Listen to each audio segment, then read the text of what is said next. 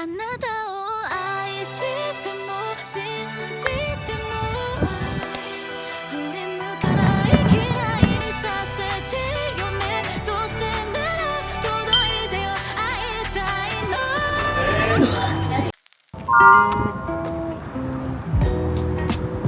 Good morning，北海道，我哋而家就喺室蘭啦。經歷咗琴日嘅暴雨之後，終於可以帶大家睇呢個藍天白雲咯，勁開心。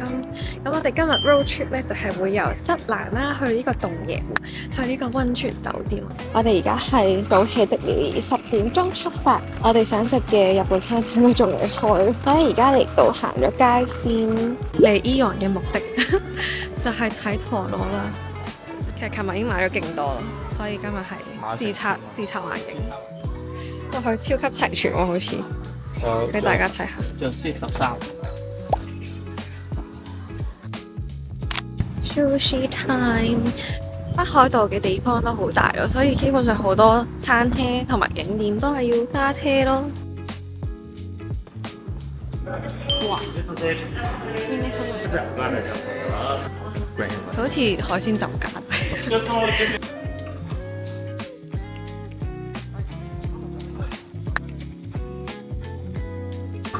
瀨尿蝦壽司，超級足啦！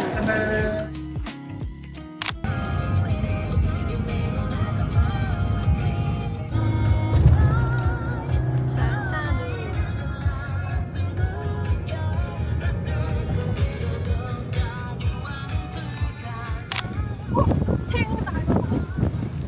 哇！ ，crazy， 好癲啊！好震撼喎呢個嘢。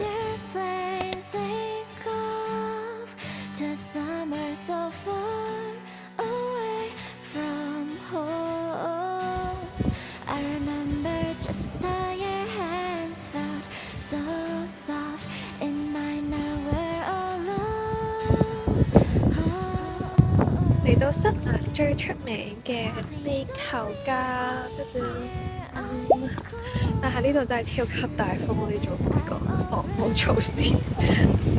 嚟到室蘭最南端嘅地球甲，呢一度係北海道自然百選第1名嘅景點。行上去觀景台係可以360度睇到周邊嘅景色，而且視野係超級廣闊，仲隱約見到圓弧形嘅地平線，同埋呢一度係全日免費開放㗎。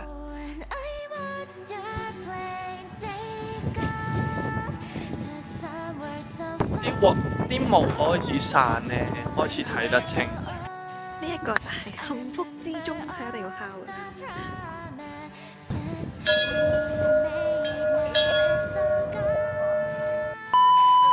呢個景點1分鐘，因為經過尋日嘅呢個狂風暴雨嘅洗禮，所以呢一個係突然間 beyond expectation。我哋冇 expect 過今日會好。我哋係感受呢個地球啊！我哋今日行咗上嚟，但係呢邊係好似乜都冇。哇！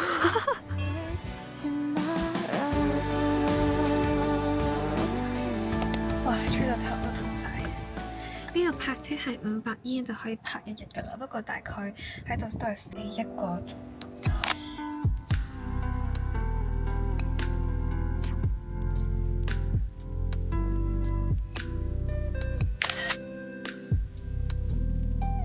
而家係5月啦，跟住4月尾咧，其實北海道係啱啱有地震啦，所以我哋都係有啲擔心。所以如果咧我哋而家經過個海咧，地震嘅話係會有海嘯咯，所以係 touch wood 冇事。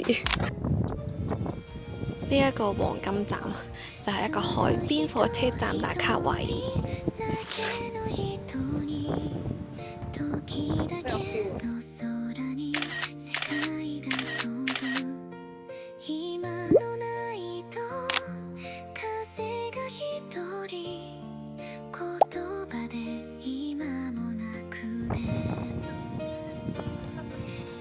呢一度就係最出名嘅洞爺湖啦，洞爺湖附近都係一蘭嘅溫泉街啦，所以我哋今日就係會住呢個1泊2食嘅溫泉旅館。呢個公園超級靚咯，然後呢個石滑梯好似好好玩，係望住雪山河景、櫻花景嘅公園咯，太幸福啦！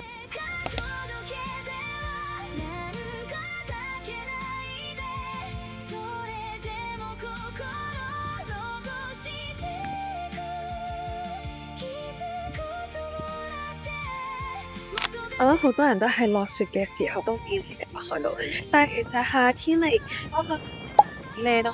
重點係依家黃金周嚟到郊區呢個位係好少遊客，一啲都唔逼咯，超級舒服。但係近海邊咧真係太大風啦。佢又要揾雞扒啦。然後呢一間七仔點解係黑色嘅？黑色嘅七仔啊，好 Q 喎，有 feel。每次嚟到日本，我一定要飲嘅 smoothie 啊，係得 7-Eleven 先有嘅啫，就係水果杯，然後可以整做 smoothie。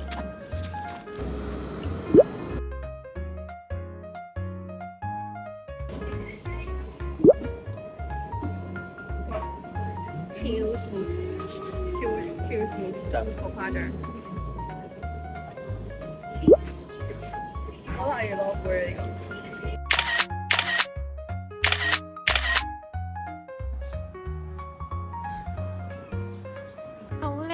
我哋嘅 afternoon walk， 大家可能睇咗一陣，有啲審美疲勞，但係現場睇真係好靚咯。呢個羊蹄山望落去其實係好近咯，所以我覺得係比富士山靚嘅。其實歡迎大家同我一齊 check in 呢個洞爺湖嘅乃之峰酒店。呢個溫泉酒店應該係洞爺湖嘅 top 3其中之一啦。咁我哋今日就係嚟呢個一泊二食，咁而家就係去泊咗車先啦。咁我哋就等緊 check in， 然後佢係直接望住羊蹄山呢個風景咯。我入嚟已經係嚇親咯。Honey berry juice coffee cookie。Thank you。Check in done，let's go。超級期待去呢間房，哇！我哋住4樓。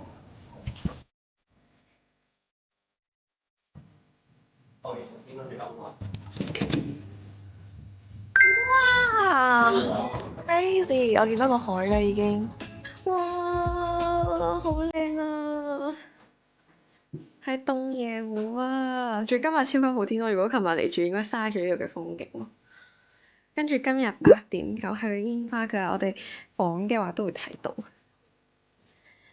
呢度就係一個簡單嘅廁所啦，但係主要都係會落去溫泉浴場嗰邊沖涼同埋浸。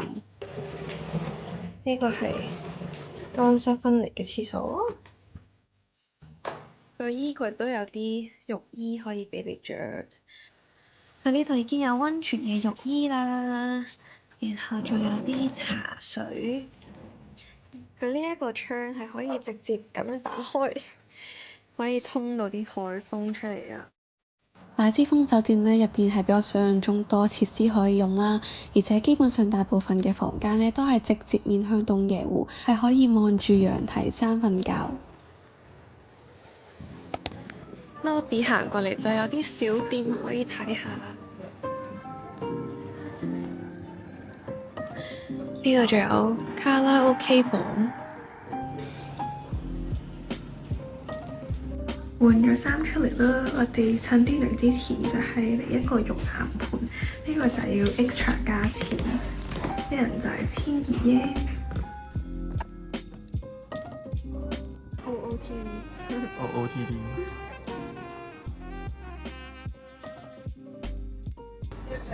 今日我哋呢個 dinner 就唔係日式料理啦，佢係 buffet，但我哋家姐等緊位，因為佢都幾攰，就係要分 time slot 嘅。dinner 係食呢個海鮮 buffet，佢呢度嘅選擇種類都算多，有好多北海道限定嘅海鮮咯，仲要係 grill 嘅，超級香。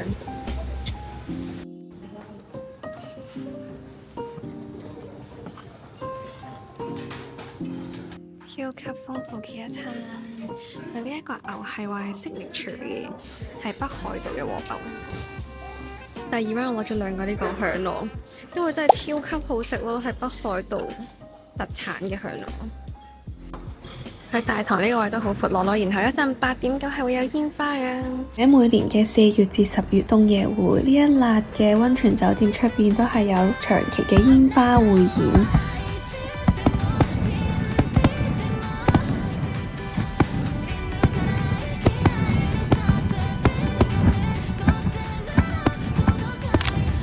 落咗嚟下面係好似有 feel 啲啊，跟住佢架煙花船咧係會一路沿住呢個湖向前行。表演晒俾唔同嘅溫泉。係啊，如果大家想近距離啲睇咧，係可以 book 呢個煙花觀賞船啦。但係基本上咧，你每一間溫泉酒店咧，其實都係望到超清楚，所以大家記得呢一段時間嚟洞爺湖嘅溫泉酒店咧，就可以免費睇埋煙花啦。夜晚上映係另一番風味，好靚啊櫻花！呢架船就係啱啱去睇煙花嘅，佢而家已經翻咗嚟，我哋就行翻去酒店，然後浸溫泉。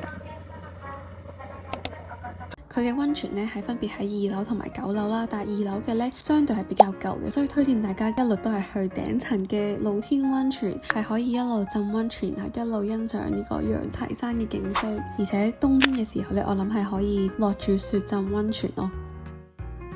佢嘅澡堂開放時間都算好長，由朝早4點到凌晨1點半，但係早晚男女湯呢係會互換一次嘅。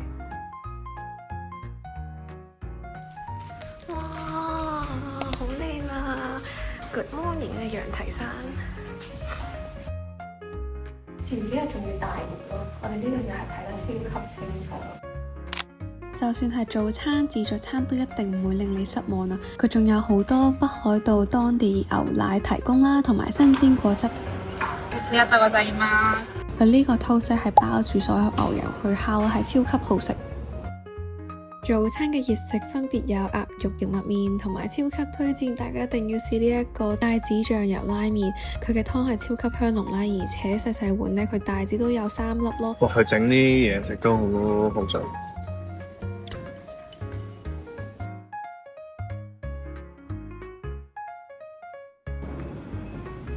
我哋 check out 咗之後呢，我哋今日嘅 road trip 就係會由洞爺湖揸車去小樽，我哋會踏入呢個小樽運河啦，喺呢個 first love 嘅地方，係去緊羊蹄山嘅道路啊，超級靚啊，好舒服啊！今日嘅天氣，5月嘅北海道係仲睇到雪山㗎。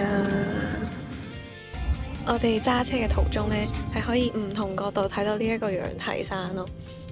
我哋而家嘅途中呢，就會經過呢個真酒村，就係睇呢個羊蹄山最靚嘅位啊！我哋而家一路上呢，都係望到超級近咯。嚟到真酒村啦，佢就喺羊蹄山下面，然後呢度嘅居民就可以每日都望住呢個雪山景。羊蹄山係北海道最具代表性嘅地標，佢係有海拔1898米咯。然後佢其實有啲似富士山嘅，因為佢都係圓錐形嘅火山嚟嘅。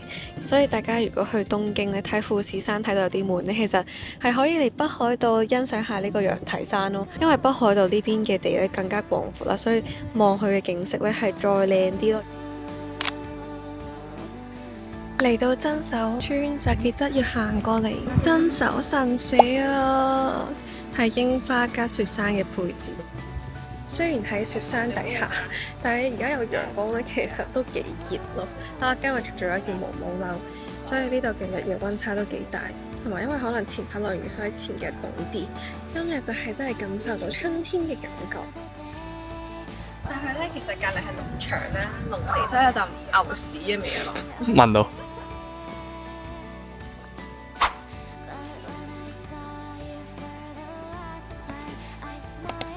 我哋本身今次嘅 road trip 咧，原定計劃係會去函館啦，但係因為由札幌揸落去函館係要4個鐘車程咯。然後我哋而家5月頭咧，今年嘅櫻花係開早咗，因為都回暖咧。如果我哋照去函館，有機會係做櫻花難民咯。所以我哋今次轉行程轉得非常好。有狗啊，人生贏家，狗狗都坐開篷車睇櫻花。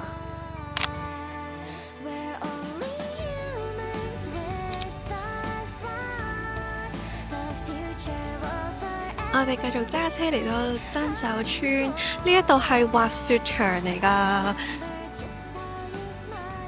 一個應該係小眾景點，就係羊蹄山下嘅 Lawson。我哋架車泊咗喺度，超級靚咯！真係唔同角度望呢個羊蹄山都好靚咯，雪山景就係無敵。便利店補給站嘅時候，原來我今次係買咗而家話好 hit 嘅雞蛋三文治加雞扒，雖然咧佢呢個係雪山啦，然後依家仲可以滑雪咯，但係今日呢個天氣我而家着短袖，我覺得係勁舒服嘅。哇！超我呢個係巨版。呢個絕對飲得。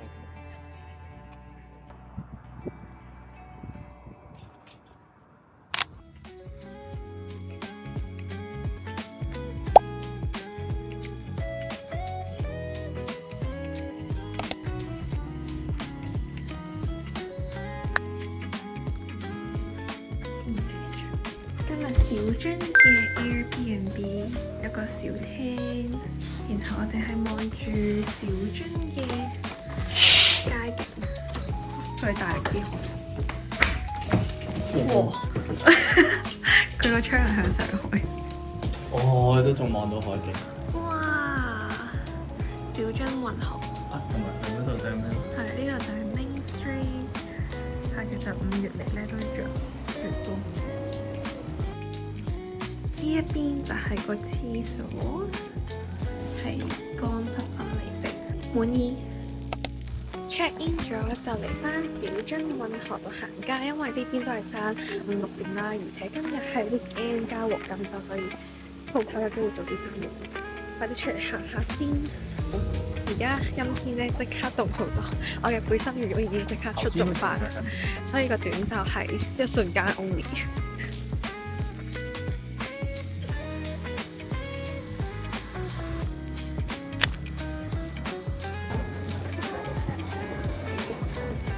佢係有超級多好可愛嘅音樂口，佢淨係得聲，招財貓音樂盒，幾得意。但係就冇喐咯。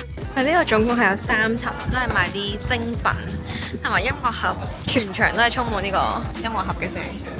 音樂盒嘅歷史，音樂盒係幾時有嘅呢？係1381年已經有音樂盒噶啦。佢呢度寫過仲唔係？有 Miffy 嘅鋪頭啊，我要睇下先。So cute！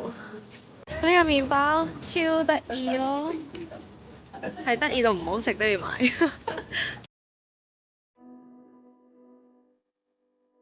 佢小樽店內限定嘅就係蘋果批嘅 Miffy。啱啱個 Miffy 買咗一個，然後佢嘅保質期都好短咯。佢保質期應該係得5日內。行2步之後又有一間甜品鋪啦，呢度隔離就係雪糕鋪。呢家係北海道最出名嘅甜品店咯，而且小樽呢係呢家嘅本店。其實澳洲都有得賣嘅，不過得好少款同埋貴好多咯。到小樽向呢邊食多啲鹹嘅，食多啲鹹，即係呢度成條全部街都係甜品。食到糖尿啊！真係。對面都有一間 retail 啦，佢就係專賣朱古力嘅，所以呢度真係成條街都係有超級多甜品店。入去浪漫一下，睇下幾浪漫。所以佢都係賣啲精品小店。呢度有種聖誕節嘅感覺，啲裝修。因為真係有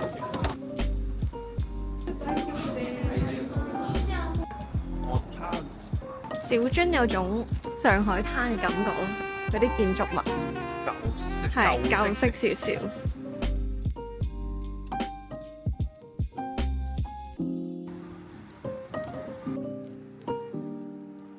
而家係11.6度，報時5.7。落雪一定好靚啊！依家係時候播翻首《First Love》。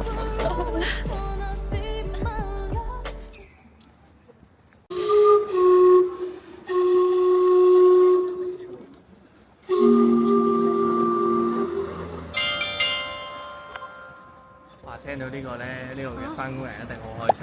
收工咯！依家係夜晚8點鐘咋，然後我哋係揾咗個 dinner 啦。但係咧小樽咧，依家係乜都冇開咁，一條街係超靜咯。係，但係而家係因為係5一黃金週，公眾假期係有啲鋪頭做啲生活，但係我冇 expect 我哋而家揾咗3間餐廳，一係 full booking，一係就係已經 close 咗話，所以我哋而家係唔通要食大點3日。我哋應該差唔多揾咗大半個鐘，最後係要揸車去第二度食翻我哋啱啱行街隔離嘅壽司。呢間32點啊耶！最後係簡單壽司郎朋友嘅晚餐。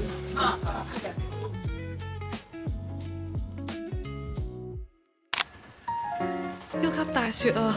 冇諗到5月係會見到雪咯，喺北海道。